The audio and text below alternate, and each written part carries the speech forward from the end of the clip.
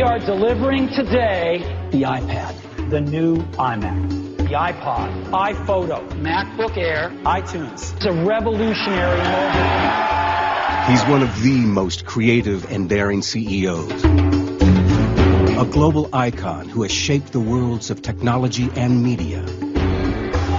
His products are adored by millions. The company he started in a garage is worth more than $200 billion today. It's an incredible talent he has for getting people to hear what he says and get excited about it.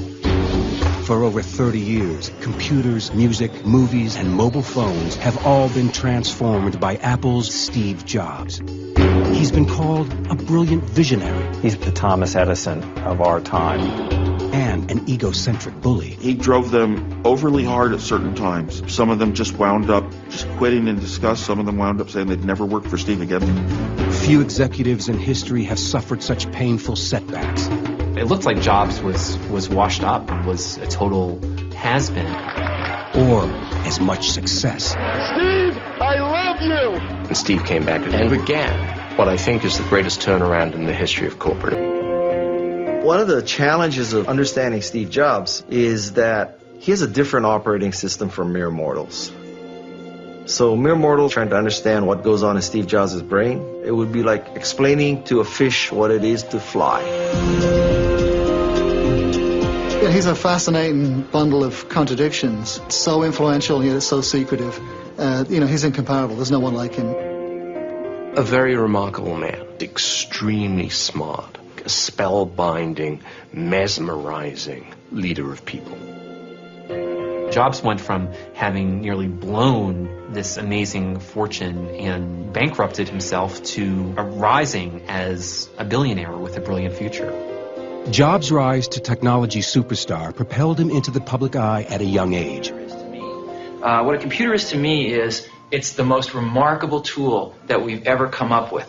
And it's the equivalent of a bicycle for our minds. The iPod Mini. But while he'll take center stage to introduce new products, he shuns the spotlight when it's turned on him. He declined to participate in this program. It's a secrecy that has only served to deepen the mystery of what makes him tick. Because he's such a polarizing character, we have a tendency to try to freeze him and say, he's like this, when in fact, he's changed a lot. Jobs is a true son of Silicon Valley. Born in 1955 in San Francisco, he was raised in its freewheeling culture of experimentation and innovation. Alan Deutschman is an author who has written extensively about Jobs and Apple. Steve Jobs, from going back to when he was a teenager, was very influenced by the 1960s, 1970s counterculture.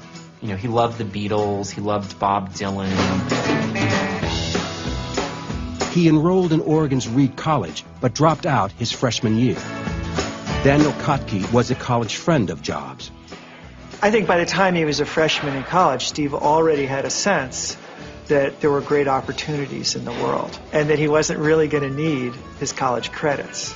Robert X. Cringely was Apple Computer employee number 12. When I met him, he was, I think, 19 years old. He had hair down to his waist, and he only ate fruit. And he was, clearly a hippie. When Jobs returned to his childhood home in California, he became interested in what was then an entirely new concept, the personal computer. A revolution was brewing in this hall rented from Stanford University. A group of eccentric enthusiasts and inventors called themselves the Homebrew Computer Club. They were about to ignite a new industry. Jobs joined meetings with a man who would become his partner in founding Apple Computer, Steve Wozniak. People were getting up, these computers are going to revolutionize life. And I felt like, oh my God, I'm a part of this huge revolution that we're talking about. Everybody's going to have a computer in the home, and nobody in the outside world believes us. Steve Wozniak was the engineering genius, Jobs, the product impresario.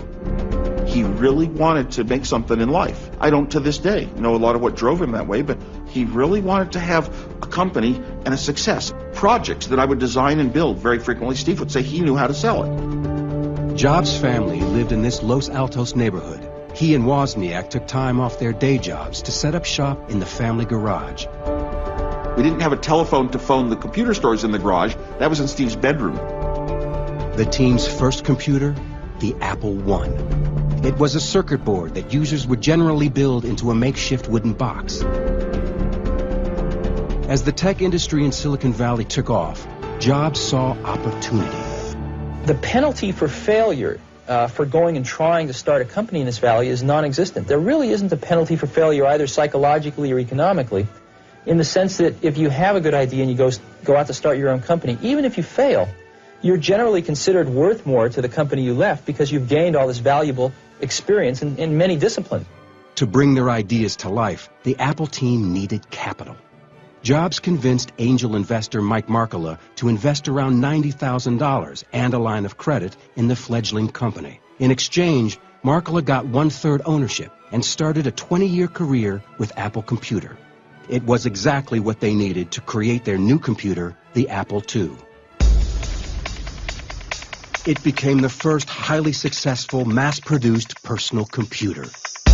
What was revolutionary about the Apple II was its use of color, the fact it had a built-in keyboard, and it was the first one to look like a consumer device. And so it was a huge success. You know, it was an astounding success right from the beginning.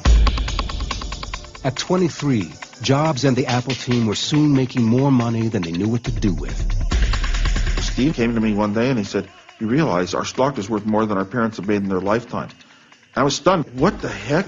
How can you have so much? And then 6 months later, you have 10 times more. They were the stars of Silicon Valley and the cover boys for a new industry. Michael Moritz is a former Time magazine reporter and a legendary Silicon Valley venture capitalist. Inevitably, these companies aren't really companies at the beginning. They're a product. The next question was, where do they go from here? Steve was always worried about competition from companies like IBM and everybody else in the world, and how are we going to avoid them? And you've got to stay out in the technology lead. There's always that sense of anxiety and tension associated with the question, how can we possibly follow this? In 1979, after a stock deal worth an undisclosed amount, Steve Jobs was allowed access to what was known as the treasure trove of Silicon Valley. It was Xerox PARC, the company's famed research and development laboratory. Jobs and his team saw the future here, the way computers would be used, including the use of graphics and a small device that had not yet been revealed to the outside world, a mouse. He saw it. He was just blown away. He thought, well, this is the future of computing. So he went back to Apple and grabbed people who he worked with there and said, you know, you've got to see this. And you'd see 2 programs at once, and I was stunned. And you'd see 3 programs at once, and I thought, oh my God, once you have this machine, you're never going to want to go back. It's a one-way door. Your computers are going to be this way, and you'll never go back. Leander Caney is the editor of the blog Cult of Mac and the author of the book Inside Steve's Brain. Xerox had invented the entire paradigm of modern computing, but they had no idea what they were sitting on. But Jobs did.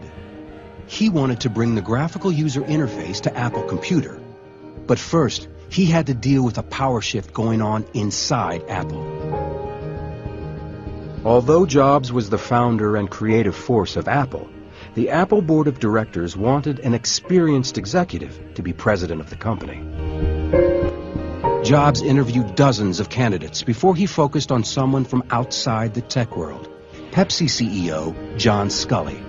I wasn't really interested in joining Apple or being the CEO of Apple. I thought I was highly unqualified. But Steve, in those days, he had long black hair and very piercing palmetto berry eyes. He looked down at his running shoes, and then he looked up at me. And he said, "Do you want to sell sugar water for the rest of your life? Or do you want to come with me and change the world?" And it was like someone just knocked the wind out of my stomach. So he does have this incredible charismatic way of picking exactly the right thing to say at exactly the right moment and inspiring people like no one I've ever seen before. And a few weeks later, I was working at Apple. For Apple Computer to thrive, they also needed another successful product. Jobs thought he had it in a powerful business computer called the Lisa. But the Apple board of directors still questioned his leadership and refused to give him the project. Steve expected it to be his. You know, it's his idea. We're going to do it. It's going to be mine. And they said, no, don't think. Steve Jobs was taken off Apple Computer's Lisa project. Steve was used to succeeding. Being turned down to be the head of the Lisa division was his first personal failure. Even though he was chairman of the board and co-founder of the company, they said he wasn't experienced enough to run the Lisa team. And so he was unhappy about that. Jobs threw himself into another project, a computer created by Apple employee Jeff Raskin that would use similar technology, but be available to consumers at a much lower price. He felt this would break open the market. Or rather, to characterize Steve's brain properly, or rather, the market ought to break open, you know, if the market had any sense. The project was named the Macintosh. He set up shop in an outlying building in the Apple complex and took a small team of Apple's best engineers with him. There was a black pirate flag flying on a mast on the front of the building, and this signified what Steve said was, we're the pirates, and the Lisa team were the Navy. Also during this time, the 29-year-old Jobs bought an historic mansion in pricey Woodside, California. The 17,000-foot Spanish mansion was considered by some in town to be a cultural landmark. He lived there as a kind of weird hermit recluse while developing the Mac, and it was famous for being completely empty of furniture. He slept on a bare mattress on the floor. Jobs' obsession was the Macintosh, and his intense drive began to take its toll on the Mac team. He was just impossible to work with. He just scared the bejesus out of people and wouldn't accept anything but the most amazing breakthroughs, which is impossible to deliver on a day-to-day basis. His standards just got higher and higher and higher. And people would bring him work to look at. It would be 1 o'clock in the morning. Sometimes Steve said, I'm not even going to look at it. And they said, well, Steve, I've worked on this thing for 25 hours. And he said, I know, but it's not good enough. You know, go back and work on it some more. Some of them just wound up just quitting in disgust. Some of them wound up saying they'd never work for Steve again. They just go. Guy Kawasaki was the software evangelist on the original Mac and is now a Silicon Valley entrepreneur and venture capitalist. In like 60 seconds after I saw the demo of Macintosh, it was so cool. Angels started to sing. I mean, it was a beautiful experience. When you saw Macintosh for the first time, you have to put yourself back. It's 25 years ago now. That was a religious experience. This was supposed to be the computer that tamed the complexity of everything associated with the world of computing to make it available, as Steve would say, for mere mortals. It was a giant step into the future. It was extraordinary. What it wasn't was particularly useful, but that didn't matter. The computer was beautiful, but had limited functionality. For the Macintosh to succeed, Jobs needed great software. He turned to another industry prodigy, Bill Gates. In the lead-up to the Mac launch, the two pioneers appeared together at an Apple event. Microsoft had been writing software for the Mac for 2 years. Jobs didn't know that down the road, Bill Gates would become his main rival. For Jobs, the enemy was IBM, and a PC that was taking over the market. Will Big Blue dominate the entire computer industry? The entire information age? Was George Orwell right? Today we celebrate the first glorious anniversary of the information. Jobs, the underdog, took aim at the giant with a spellbinding commercial. Everybody who was around at the time remembers the most memorable moment of the launch of the Macintosh, being the Ridley Scott commercial. There was this dark, Orwellian vision of the future. It aired nationally only once, on Super Bowl Sunday in January of 1984, but the impact was explosive. We estimated we got $45 million of free publicity of it being run over and over again by television networks all over the world because no one had ever seen a commercial like this before. I think everybody at the company was hoping and praying fervently that it would be a game changer. But it was dismissed by the high priests of computing as little more than a toy And I think the sentiment within a year or so of the launch had turned very negative about Apple and its future. In 1984, Steve Jobs and Apple Computer hoped the Macintosh would live up to its hype, but sales were a disappointment. And the IBM PC and PC-compatible computers still dominated the market. Internally, trouble was brewing at Apple Computer. He ran amok at Apple. He cost the company a lot of money. So Steve was considered to be wasteful. He was considered to be self-indulgent. He was the largest shareholder, but also kind of a brat. The thinking was, well, Macintosh had not penetrated business. We need a more mature leadership, some adult supervision to run the company. Tension in the company rose as an internal power struggle threatened to tear it apart. I said, Steve, we're a public company, and I have to tell the board where we are in terms of inventory, in terms of sales performance, and we're in trouble. And the trouble is in the Macintosh division. And he said, I don't believe you're going to do that. I don't think you have the nerve to do that. When he had reached the point where he identified Scully as a rival, he decided he had to take Scully out. So he engineered a boardroom confrontation where it's him or me. And much to Steve's surprise, the board sided with Scully. They said, Steve, we want your assurance that you're not going to leave Apple and take other people with us. We've heard rumors of that. And he said, no, absolutely not. And then the next day, Steve took 5 key managers and the board fired him. The knee-jerk reaction of conventional people is to elbow what they see as disruptive forces aside. And Steve, the co-founder of Apple, was unchivalrously ushered to the exit. Jobs was 30 years old. He sold all but 1 share of his Apple stock. For Steve, it was a statement. It's a vote of no confidence in the company. I'm out, therefore the company's going to fail. Being fired almost destroyed him. They threw him out of his own company. I mean, he thought it was unbelievable. Remember, Steve Jobs didn't just see himself as a business person. He saw himself as an artist. He saw himself as a revolutionary, someone who wanted to change the world. You know, I think there was a brief flirtation with the idea that Steve Jobs could go into politics, which, of course, looking back seems absurd because Steve Jobs is the least diplomatic person in the world. There were all kinds of ideas, and it turned out that he wanted to go back and once again create the most insanely great computer in the world. Taking 5 top managers, in 1985, Jobs moved on to start a computer company called Next. For Jobs, it was about more than just creating a personal computer. It was about trying to reinvent the company. It was about creating the ideal work environment. It was about creating the ideal architectural environment. You know, Next had to be perfect in every way. Something that would help change the world. Very modest ambitions.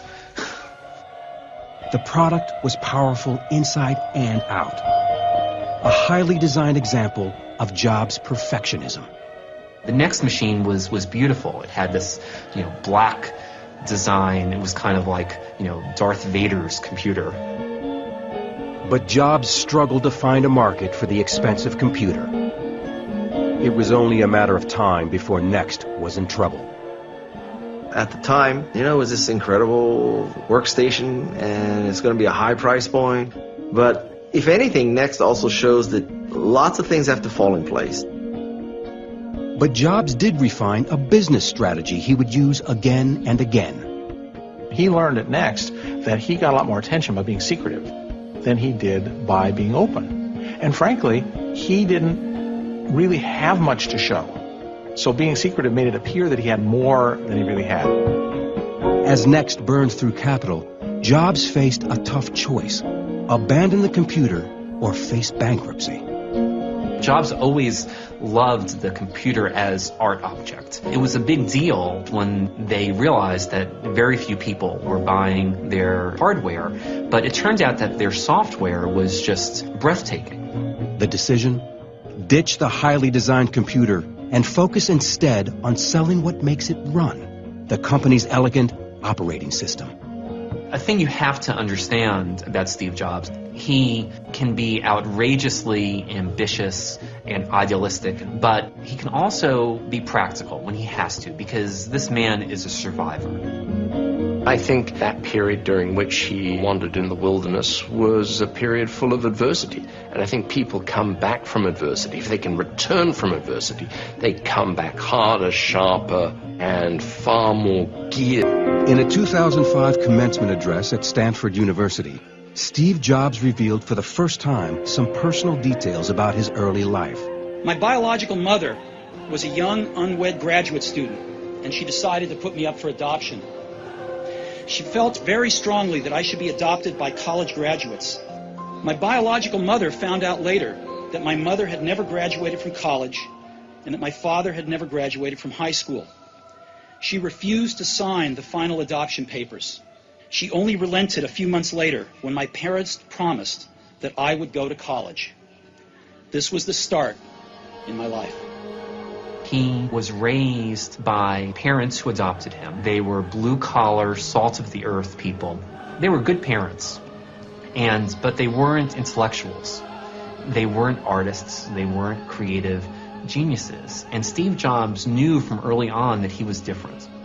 Later in life, he discovered that his biological parents were intellectuals, and his biological sister, she turned out to be a brilliant novelist, Mona Simpson. In 1991, at age 36, Jobs started his own family when he married Laureen Powell. They have 3 children in addition to his daughter from a previous relationship. Jobs calls these years after Apple his most creative and personally fulfilling.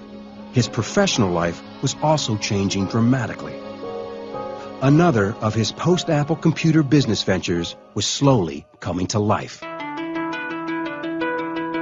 Right after his ouster from Apple, Jobs bought a company from Lucasfilms that would become a household name. This little animation company called Pixar.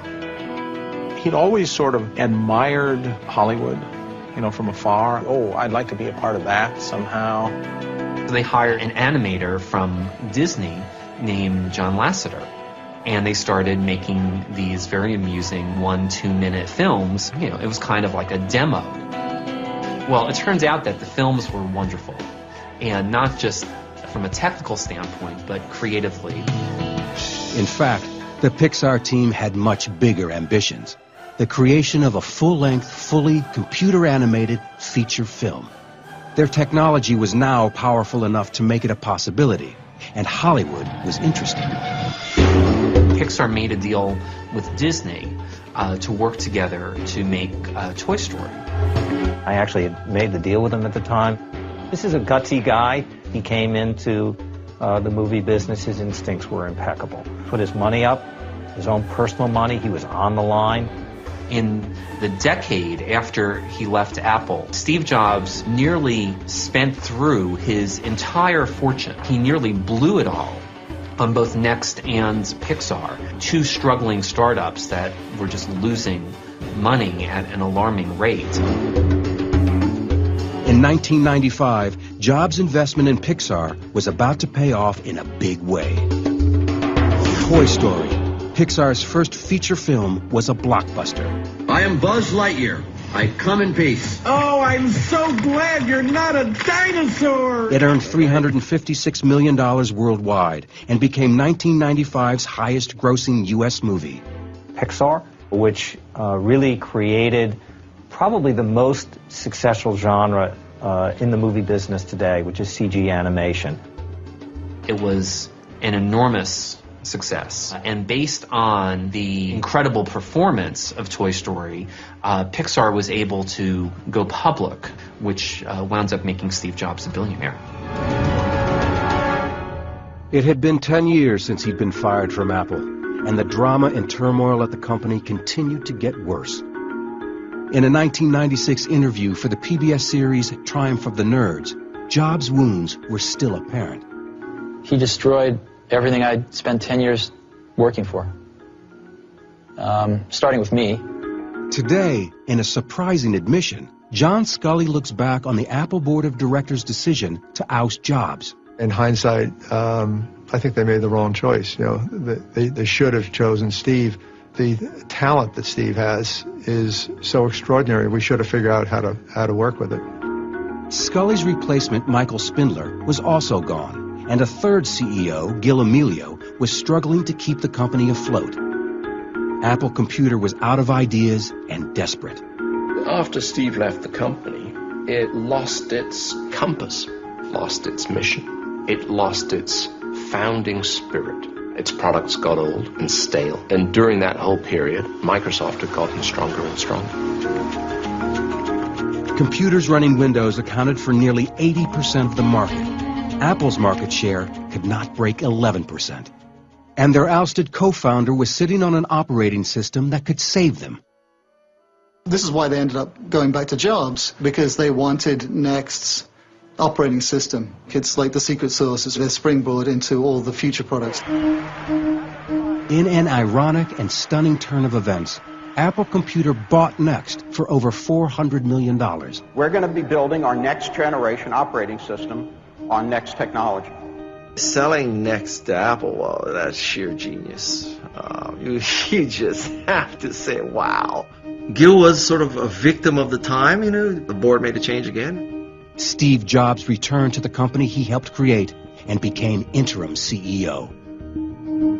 And so there began what I think is the greatest turnaround in the history of corporate America. After a dozen years in exile, Steve Jobs returned to the company he co-founded. He just sensed the vacuum and moved in to fill it. The old juices started to flow. It was his finest hour, really, and he hauled ass and brought things back together again around a cohesive vision because he came in as the rainmaker. I don't think he for a moment deluded himself about the pickle that he inherited. We have old products, nobody's buying it, we've got declining market share, we don't have anything that's really exciting and interesting. Our cost structure is bloated, we're spending way too much money. We have a whole load of deadbeats inside of our company, the management isn't very good.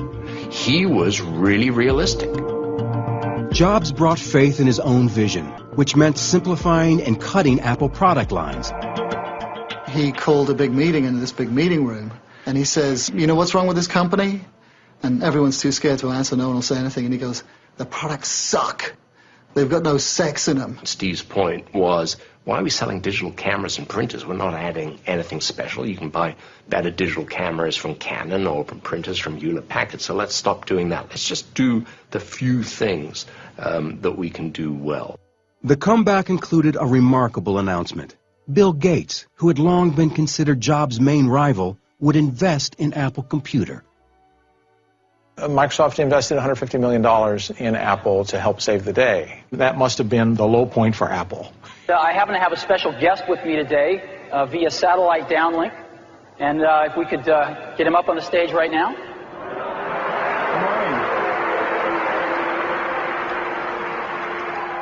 We're very excited about the new release we're building. This is called Mac Office 98. We do expect to get it out by the end of this year. For some of the truly faithful, it was like Luke Skywalker going to the evil empire and doing a deal with Darth Vader. We've kept our marriage secret for over a decade now. In an unusual appearance in the Wall Street Journal's All Things Digital conference in 2007, Jobs and Gates' mutual respect was apparent. There were too many people at Apple and in the Apple ecosystem playing the game of, for Apple to win, Microsoft has to lose. And it was clear that you didn't have to play that game, because Apple wasn't going to beat Microsoft. Apple didn't have to beat Microsoft. Apple had to remember who Apple was, because it had forgotten who Apple was. Once back at Apple, Jobs' characteristic flair for marketing came back in full force. Ken Siegel worked with Jobs on a breakthrough advertising campaign that defined their new direction. Here's to the crazy ones, the misfits, the rebels, the troublemakers, the round pegs in the square holes. You're looking for that thing that could crystallize what's different about Apple. Ideas are flying back and forth. Because the people who are crazy enough to think they can change the world are the ones who do. I think at some point, the words "Think Different" appeared, and suddenly they were like, that's kind of magical. That strikes a chord. Think Different became the line that launched Apple's rebirth. Steve was aware of every detail. I mean, literally every word, every image, working with different companies, working with, Intel, Dell, IBM, companies like that. You don't get that sense. I mean, the top guy in one of those companies is not going to know about the third paragraph of copy in the ad that's running in Newsweek that week. Steve did.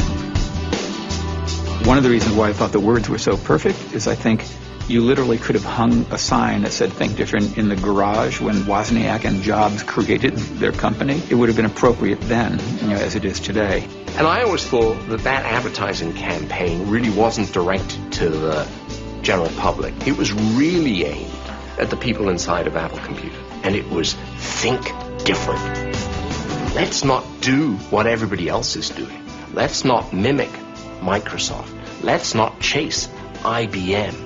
The only way we're going to carve out a special place for our company is to think different. Jobs was back at Apple Computer, but the company was still in trouble and needed a lot more than the morale boost that came with the return of its founder. It needed a hit product.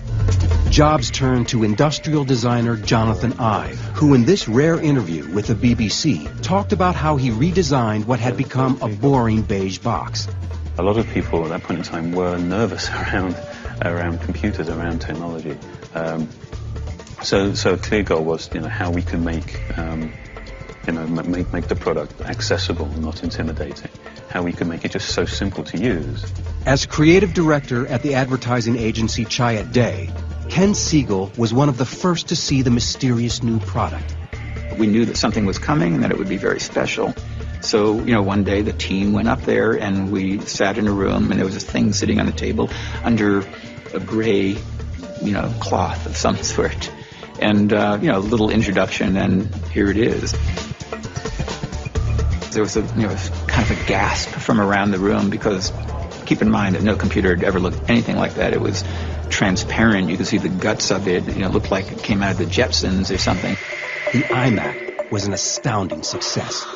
The thing was the biggest selling computer of all time, 6 million units sold, and it really sort of set the stage for Apple's comeback.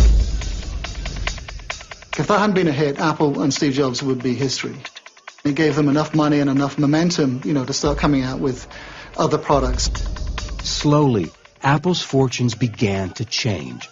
The wins at the beginning aren't big wins, they're small wins. It's just, at the beginning, it's stopping the decline.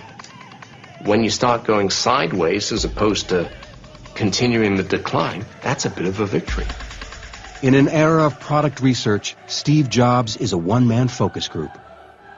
They do zero marketing. Zero. Zippo. There's a famous Henry Ford quote, if he had asked people what they wanted, he would have built them a faster horse. A lot of companies try to figure out what people want and then build that, and Apple doesn't do that. He doesn't listen to his customers at all. That's the last person he's going to listen to. They're knuckleheads. They haven't got a clue what they want because they've never seen it. He's inventing this stuff before anyone's seen anything like it. In 2000, Jobs dropped the interim title and became permanent CEO of Apple Computer. Soon after, he saw the future, and it was not a personal computer. This is the best thing I think we've ever done. In October 2001, Jobs unveiled something that even for Apple was groundbreaking. The iPod went from concept to market in about 8 months. But the iPod itself was only one part of a much bigger plan. I think the genius of the iPod was iTunes, not iPod. Jobs was going after a music business under siege by piracy and file sharing. The introduction of Napster and things that came after Napster is pretty much can be looked at as the tipping point when revenues started to fall. Larry Kenswell and other music executives were called up to Apple's Cupertino offices to negotiate terms that would define the future of the music industry. The negotiation was classic Steve Jobs. He simply said, if I can't sell it for 99 cents on my store, I am not selling it. That's it. No discussion. The music industry had few other options. In business, you're used to a lot of give and take. That's not Apple's way. Apple's way is they get what they want. It seemed like a good deal at the time, until iTunes became available on Windows as well as Macs. The record industry then realized just who had a bigger hit. A complete monopoly in retail online. Both Apple and the music business have come out ahead because of Apple's entry. But Apple has made a whole lot more money because they're selling hardware for hundreds of dollars, and the music business is selling 99-cent products. Since they were unveiled in October of 2001, over 250 million iPods have been sold. Tony Saganagi is Senior Research Analyst at Sanford C. Bernstein & Company. Starting in 2003, 2004, we started to see real volumes in the iPod. That was really when Wall Street, the stock price, started to move. The company started growing again, started innovating again. On May 15, 2001, Jobs unveiled an entirely new way to bring his products to consumers. And they, behind the scenes, for 9 months, built a series of prototype stores until they figured out the format they wanted. The Apple stores began to show staggering success. We had 26 million visitors during the holiday quarter in our retail stores. I mean, think about it. This is more people than live in any state in our union but California. Well, they're unbelievable profit machines. The company's product launches became huge events. Anticipation and speculation grew to a fever pitch with every new product, much of it due to the showmanship of its leader. Good morning and welcome to Macworld. We've got a lot of great stuff for you today. He likes being the center of attention. He likes running the show. He's a big rehearser. Being a hippie, you wouldn't guess it. You would say, oh, he goes up and wings it. Forget it. There is nothing winged here. We went into the holiday quarter with the best lineup of music players on the planet. If you're an Apple product manager and Steve is going to introduce your product, the prior 3 months to that day, your life is hell. And it's only going to be 10 seconds. But at 10 seconds, you're going to sweat blood for those 10 seconds. It's the new iPod Mac. It's a perfect match because he's a showman who can really introduce a product, and he has great products to introduce.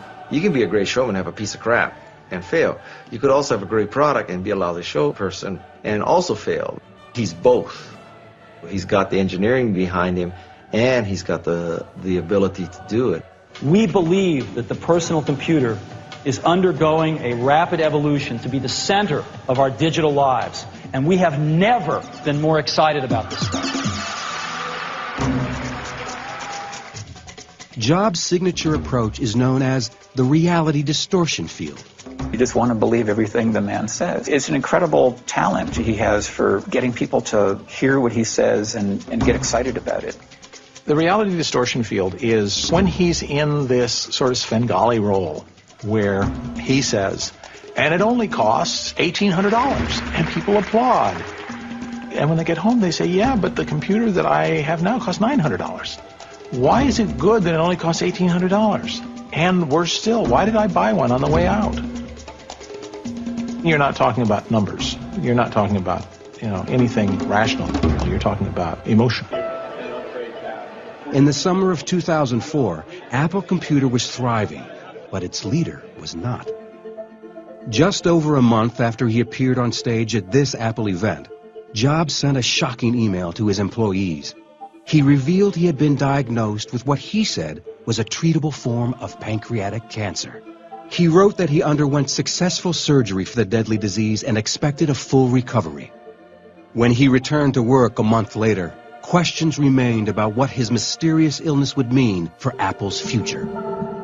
A frightening health scare, Steve Jobs was back on stage for one of the most important launches in Apple's history. It was a product Apple had been secretly developing for years. Is a revolutionary mobile phone. iPhone, who would have thought, huh? Somebody had said to me, Apple's going to just take over the smartphone segment, and it's going to do it with a phone that 20% of the time is going to drop your call, and it's never going to last a day. I would have said, wow, you've got to be kidding me. But they did it. There was so much buzz about that. That was estimated to be worth $400 million. That's all you could read about from October through to January. But there wasn't a goat farmer in Afghanistan that hadn't heard about the iPhone. Steve, I love No one had any idea that Apple was going to change the game in the way that it did once again with the iPhone. It was far more than a phone. This is handheld computing. In the midst of all the success, Jobs had to handle a federal investigation regarding irregularities in granting stock options. He apologized to shareholders after an investigation found that he had been aware of backdating the options. The lawsuit was settled when Jobs and Apple executives agreed to a $14 million settlement. 2 Apple executives were indicted, but Jobs escaped unscathed.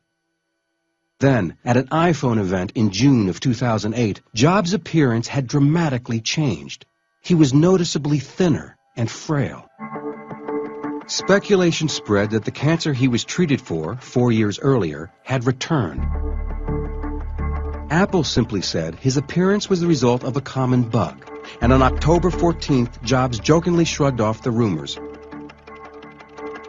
But then, for the first time since he came back to Apple, the company announced that Jobs would not appear at Macworld. In less than 3 weeks' time, with the mainstream media and blogosphere in a swirl about his condition, Jobs publicly released a letter to Apple employees that said his continued weight loss was the result of a hormone imbalance. Just 9 days after that, on January 14th, he finally said his health problems were more complex and announced a medical leave of absence. Day-to-day operations were turned over to Apple's chief operating officer, Tim Cook. One of the few, if not the only, bum rap that Apple has among investors is that they are secretive and they are not as communicative as other companies. On Steve Jobs' health, investors feel we own the company. We ought to know if the leader of this company has a risk of not being able to continue to lead it, or may only be able to lead it in diminished capacity. 4 months later, on June 20th, Apple leaked the stunning news that Jobs received a liver transplant in Memphis, Tennessee. In September 2009, he returned in his trademark outfit to his familiar mark on stage. As some of you may know, about 5 months ago, I had a liver transplant. So I now have the liver of a mid-20s person who died in a car crash and was generous enough to donate their organs. And I wouldn't be here without such generosity. I'm vertical. I'm back at Apple, loving every day of it. State senator. Jobs has since admitted he nearly died waiting for a liver transplant and has become a public advocate for organ donation. I was almost one of the ones that died waiting for a liver in California last year. I was receiving great care here at Stanford. But there were simply not enough livers in California to go around. Not even a dreadful illness could sideline the recovering Jobs from another insanely hyped product launch. In 2010, he revealed yet another device with his typically less than subtle script.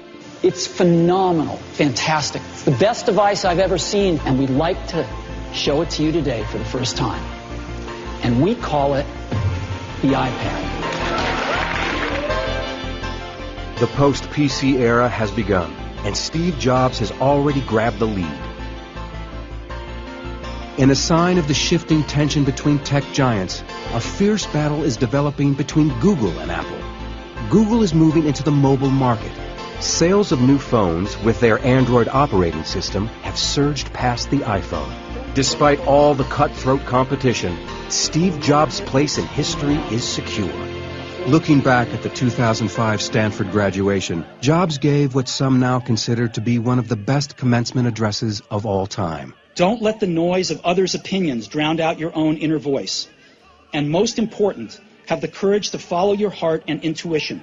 They somehow already know what you truly want to become. Everything else is secondary. Ever a child of the 60s, he signed off with words from a favorite source, the Whole Earth Catalog. Stay hungry, stay foolish.